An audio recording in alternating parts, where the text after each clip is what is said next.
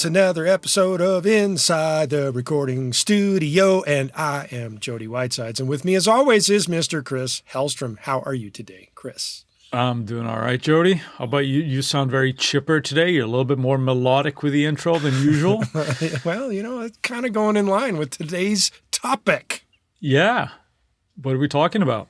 Enhancing vocals with delays, and more specifically, ones that are not always in tempo, but we'll probably touch on some tempo stuff too. Sure. There's something that I think we all do to a certain degree, right? At least use delay on vocals. It always gives a nice big atmosphere, right? It can. It certainly can. Yeah. And I guess we should talk a little bit, just briefly gloss over, I think most people probably comfortable with, but the type of processing that we generally do on vocals. And what's that? Well, I'm thinking obviously like EQ, compression, and then reverb and possibly some delay, right? Not necessarily in that order, but so that's the general thing. But we're focusing on the delay today. So most of the time, I'm tempo syncing. Are you? Sort of. Most of the time, when I use delays, they're not necessarily synced perfectly to the beat. So I'm a little bit different than you in that. Well, I think I know where you're getting at there. If you have a slight offset, you might have a setting. So that let's say that, for example, you end up with basically a quarter note repeat, and then you turn off the sync and then you tweak the millisecond value a little bit. Or if you're clever enough, or you've listened to that episode of how to figure out the milliseconds. Or you have your chart to do it for you. Or you got a chart, or you got your calculator. But anyway, to kind of offset that a little bit to make it possibly a little bit more pronounced. Do you have a favorite where you kind of go to? Is it generally like a quarter note? Do you go half note, or do you go shorter, or do you have a sort of like a starting point? Because I know you probably have a sound in mind where as your launching point, I guess. The answer to this is, get ready to take a drink, program dependent. Woo, cheers. Cheers, exactly. I'm going to take a little sip. Program dependent. Sure. I will not always do a specific delay in terms of its repeat value. 8th note, 16th note, 32nd, quarter note. It really depends on the space that I'm thinking that it needs to fill. Yeah. That would be the simple answer on that. Now, in terms of enhancing the vocal with delay, the first thing that I might think of in terms of this is actually just beyond the concept of chorus and flange with a slap. I know that's something that you do way more than I do, but I do it a lot. I do it on almost every lead vocal. Well, see, I rest my case. Yes. And the reason for that is I like to create that immediate intimacy followed by the space that it can create by having that slap before any other effect really hits, if that makes any sense. And it's enough of that difference beyond the chorusing value or flanging value that it gives me, I should say, a much more intimate effect on the vocal, even though there's going to be substantially more space around it created by other effects. Okay. And that's why I tend to use the slap.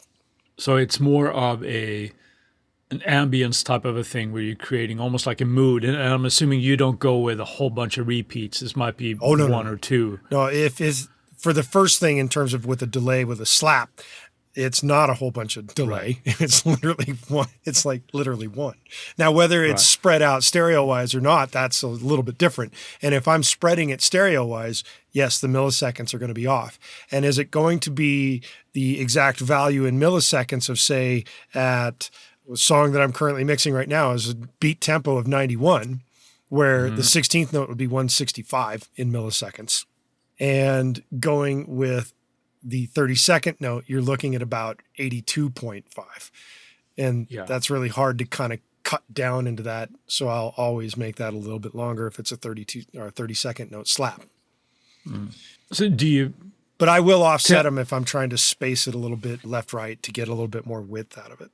I have two questions when you bring that up. The first one is that when you do it in stereo, how do you go like hard left and hard right, or do you have them just sort of like nudging in with a vocal that I'm assuming sitting right up the center?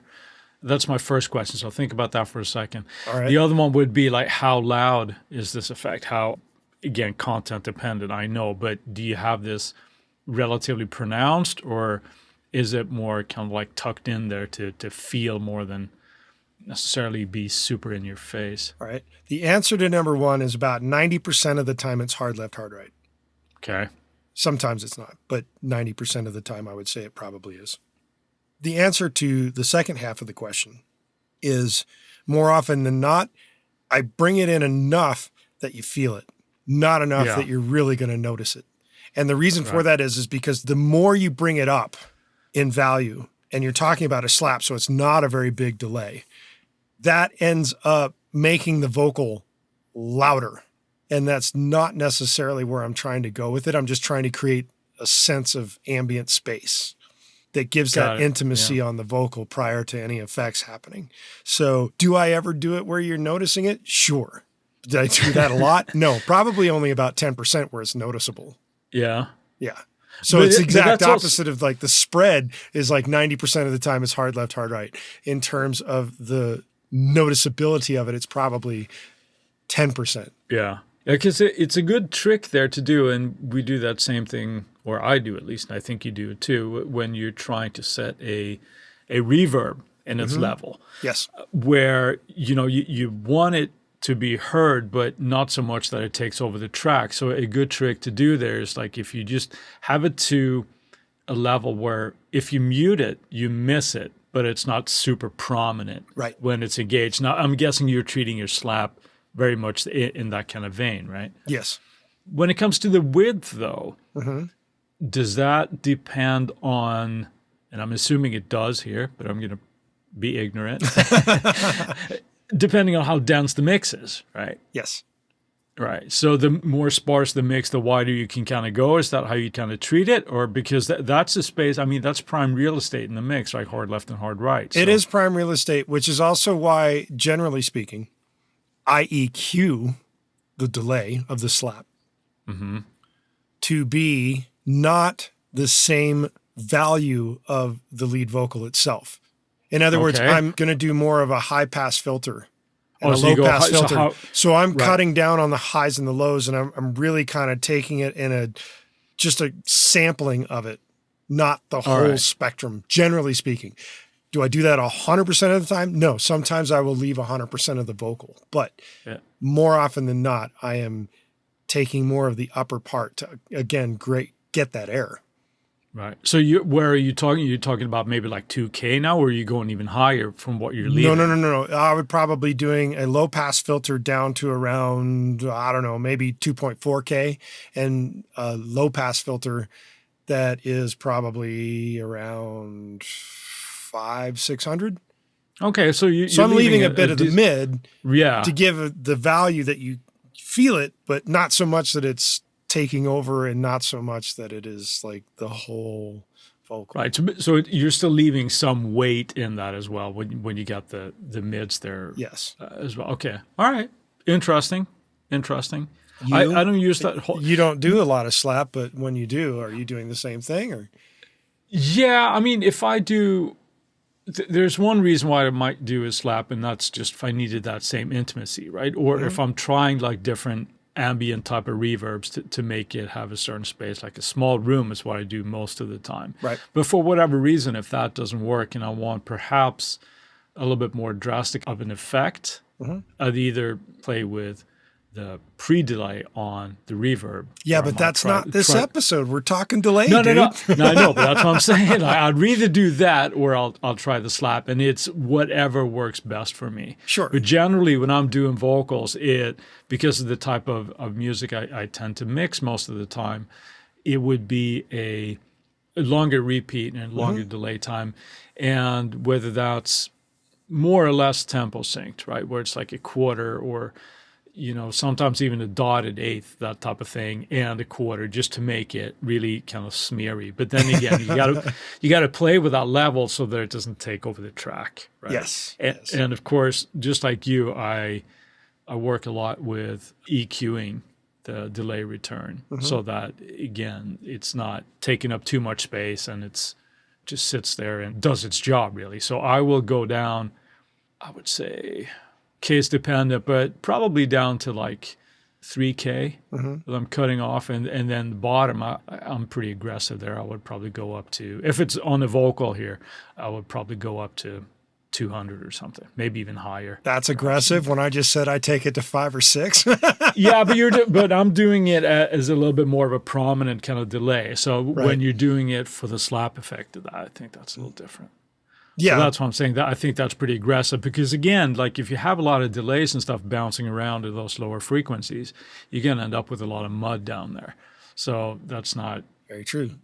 That's why you cut it out. Exactly. Try to avoid that shit. That's right. Yeah. So then I guess the question we should go into, so if we do tempo synced most of the time, right? When don't you? Why would you go sort of, and I'm not talking about nudging values here, like, oh, it would take away 5 milliseconds here and there to create some more spread. I'm not talking about that, but why would you do like drastic things that are just set by the millisecond value and not have any sort of rhythmic relation, if you will, to the track? I'll get to that right after this word from our sponsors. And we're back. What's the question again, Chris, that you were just trying to get me to answer? Well, I was wondering, what are some of those cases where you go off the board, so to speak, with delay times, and it's not based on any rhythmic value of the track that you happen to be working on, and it's just a pure millisecond value type of thing? Why would you do that? Well, and what's wrong with you? No. Well, there's all kinds of things wrong with me. There's no simple answer to that one.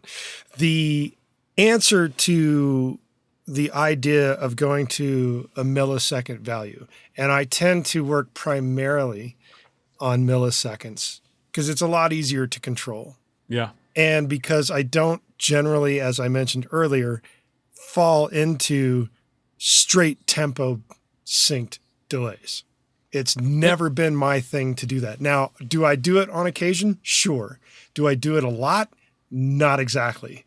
The reason for that is, and maybe it just has to do with the way I run to the beat of a different drummer, so to speak, is that I tend to like whatever's about to happen to get the attention. Mm-hmm. And whatever has being delayed should be coming just after that, which is why I tend to almost always run my delays longer than tempo synced. Okay. And it's not by a drastic amount, but it is enough that the next thing coming in the song that's actually a recorded instrument is going to hit before the delay of whatever it is that I'm already played.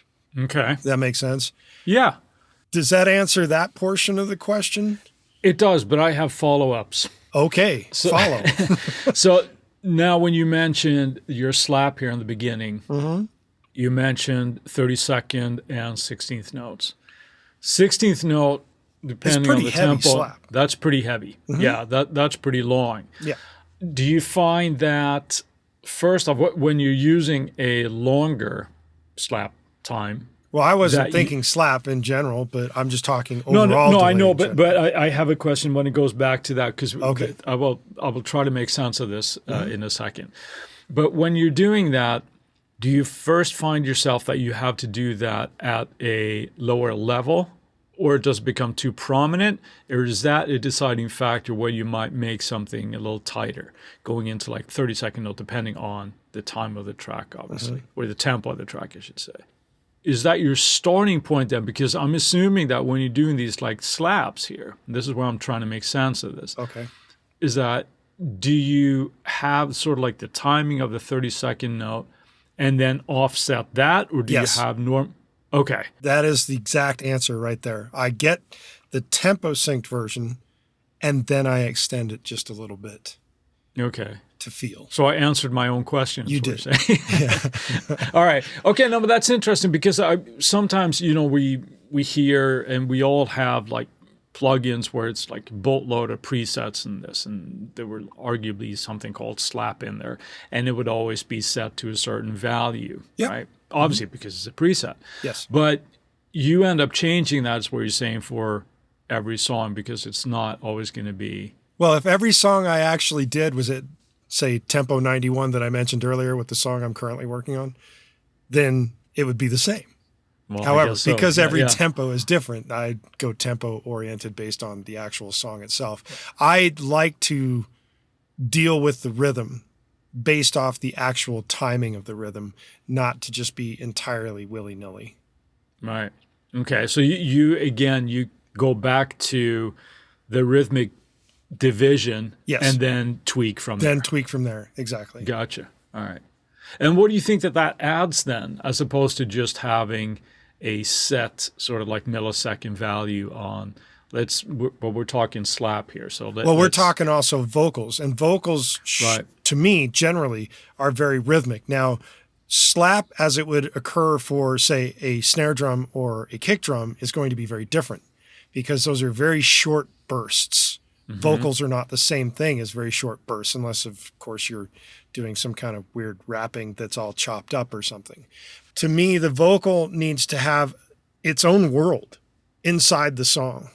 And to create that world, I do a variety of different things, but we're talking about the delay aspect of that right now. So to me, that's my first line of offense, so to speak, is working with that delay. Gotcha. If that makes any sense. Yeah. No, I'm with you. Like I said, I don't use a whole lot of slap in my productions and mixes, so it's a little bit of a different world for me. Mm-hmm. But one thing that I tend to do is, if I'm using out-of-time delays, which mm-hmm. happens, for me, it's more of a drastic effect. Sure. And that's essentially the next aspect to what we're getting into with this is beyond the slap, because we've kind of beat that to death at this point, is talking about the way we would do other delays to enhance a vocal as well. Right. And what you're talking about is kind of like having a ping pong effect in a sense, which is one way. Yeah, it could be that where it's sort of bouncing all over the place, but I might do it where it's, sometimes I'll do tempo sync, of course, but if I have like a vocal throw that's just going out, and it's just, I want that to really grab the attention of the listener, mm-hmm. where the echoes go on, and I might do those to a straight, just millisecond value to whatever that sounds good. Right. And if it's not tempo sync thing, then so be it. It can almost be more of a drastic effect, I think, if you're not synced to the tempo. I suppose I could argue that it's easier to get the desired result if you're not in that case. Well, it certainly makes it stick out when it's not specifically in time. Exactly. It's like, oh, what was that? That was kind of weird. Mm-hmm. And that sort of goes to why I will rarely do that on, let's say, like a lead vocal or a backing vocal. Because you don't want that to necessarily go, ooh, what was that? That was weird the way the return caught there, But as if it's just a reply to a line, then I want it to go just a freak out thing. Sure. I'll do that. And that goes for, if it's a guitar lick or a but we're talking vocals, so stay focused, sir. Yes. Okay. All right. In terms of that, and I agree with you on taking a line or even just a word of a vocal and throwing an effect on it. And you were just kind of describing a situation of ping-ponging, which mm-hmm. isn't quite tapping, which is another form of delay taps, where you can choose very specific times for something to delay and how many of those that you want. And then we call that a tap delay. Right. And I do that a fair amount with certain vocal lines or certain words within a vocal. I will automate a send to a single delay that does something for just that word. Yeah. To create an effect around that word in various ways. And I've done it where it might carry the delay out and it might hit left and then it might hit center and then right at slightly off from the tempo effect. And I know I've done it in one song where not only did I take the delay and it was close to tempo, but it was falling just behind the beat as it did each repeat of the word, called gravity. I not only did a delay of the word, but I also took the pitch down every single time it came back. So it sounded like gravity was literally pulling it down away from you. Pitch-wise, too. Is that Delay Designer by chance? I did do it in Delay Designer, yes. Yeah, because you can do that kind of stuff with that relatively easily, and it's really cool. Yeah. It's one of those kind of, I think it's a hidden gem in Logic that I think most people don't use it all that much. Right. And there's other ways to get around it too if you don't have Delay Designer. And with taps, you can also do crazy effects depending on how many taps the delay effect can do. Yeah. Where you can make it almost like the Haas effect, where you could have it start out with a couple of minimal spaced delays, and as it keeps going, it starts to speed up and go off and do something else as it goes through the quote-unquote Haas effect. Right. And that's something with Delay Designer that does that really, really well. Yeah. Where you can, for the experimentation of it, where you can actually speed up certain repeats like you're describing, but you can then slow them down. So it's not like you have to set like, okay, this is going to be a 30 millisecond repeat or whatever, right? You can then have that, okay, well, we're going to start out with 30 milliseconds, and then it's going to be 100, and then it's going to go to 150, and then we're going to have 4 that are going to be 25 again or something. So you can get some really, really crazy effects with that. And that's just effectively the use of delay. Yes. So, now, there's another effect that I've done that when I did it, it was a lot more difficult. And even today, to recreate it the same way is harder to do it digitally than it is to do it analog-wise. This is for a song that was very esoteric. What I did with the backing vocals is I ran them through a delay, recorded it, took it, and reversed the signal so that the delays that were very quiet are now the beginning. And then I offset this audio with the actual start of the vocal. So that what you get is like this weird pulsing effect of the vocals coming in, but they're not backwards. Okay. It's like delaying forward. So it's almost like you're getting this weird echo, almost like a Haas effect, but in reverse. I'm not really explaining that correctly, I don't think. But I have a hard time wrapping my head around it. Yeah. Essentially, it's delaying forward, but each delay gets louder until it gets to the volume of the actual vocal that was sung. So it gives like this smeary vibe that's coming in. It's almost like ghost-like, because I was trying to make it like a ghost was singing this, but it was hitting you in the face from a distance, and it's coming in and then getting right in your face kind of thing. It sounds like the end result is almost like a fade in on the delay that goes into the vocal. Yes. Yeah. Okay. Yeah. There's for all of those sort of almost like sound design things that we can do to bring attention to certain parts. It can be really, really effective.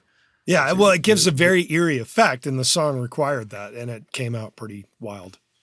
So that's cool. Yeah. Very good. Any other ideas that you could have in terms of like doing weird delays on vocals? Well, it's a beautiful world, so we can do just about anything at this point, right?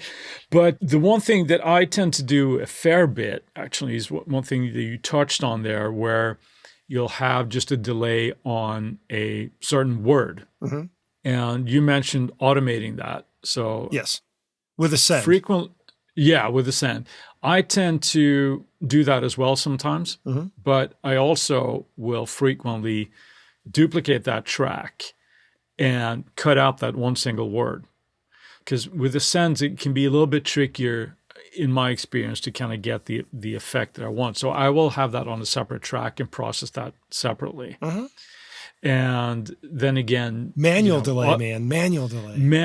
Well, not necessarily the delay, but if I have that just on one word where I want it to be a throw, I'll have like the delay on that other track. Oh, okay. So I will have that, and then I have a little bit more control of the processing that might be going on that delay as well. Mm-hmm. You mentioned the pitch shifting. Yes. That was something that I used to do as well, where you used to do it, you don't do it anymore? How disappointing. Not so much, because I think I kind of overdid it. Oh. and it was one of those things like, kind of tired of that now. I think I used up all that effect. It was all dry now. I couldn't use it anymore. No, but that was to You use exhausted the pitch shift delay.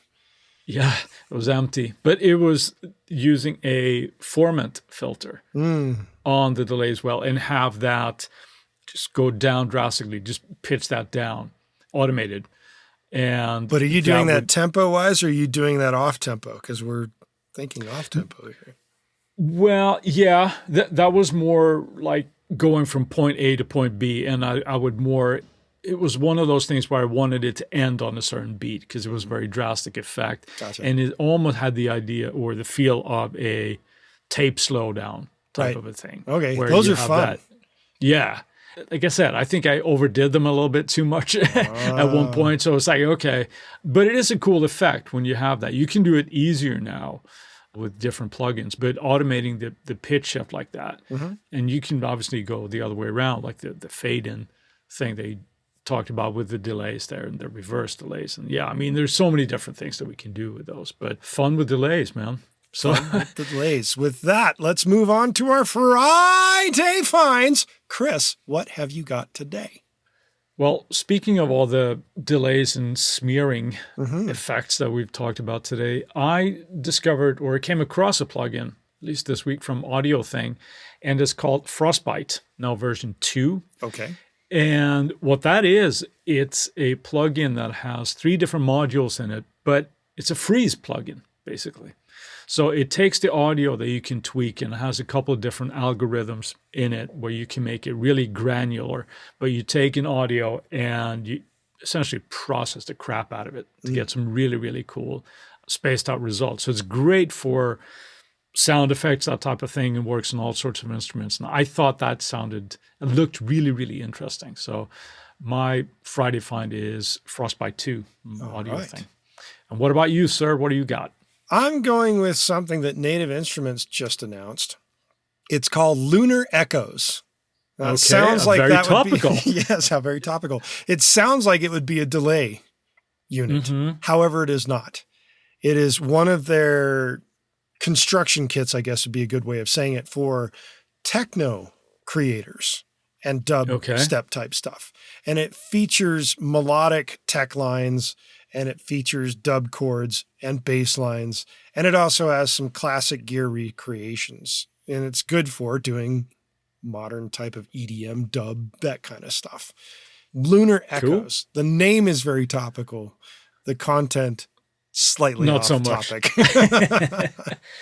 While we've Fair got enough. your attention, we ask that you go to InsideTheRecordingStudio.com and sign up for our mailing list. Doing so will get you a little gift from Chris and I, and you'll get weekly reminders about the Tuesday tips when they come out, and we'll make sure that you don't miss any future episodes of the podcast. Send us an email at goldstar, GOLDSTAR, at InsideTheRecordingStudio.com with the words vocal delay, and you'll get something cool back in your inbox. Do you have a topic of suggestion for Chris and I to talk about in a future episode? If the answer is yes, you go to the contact page at our website and you send us the request, and we'll put it into consideration for a future episode. With that, I'll say, see you next week. Have a good one, Jody. Thanks for listening, everybody.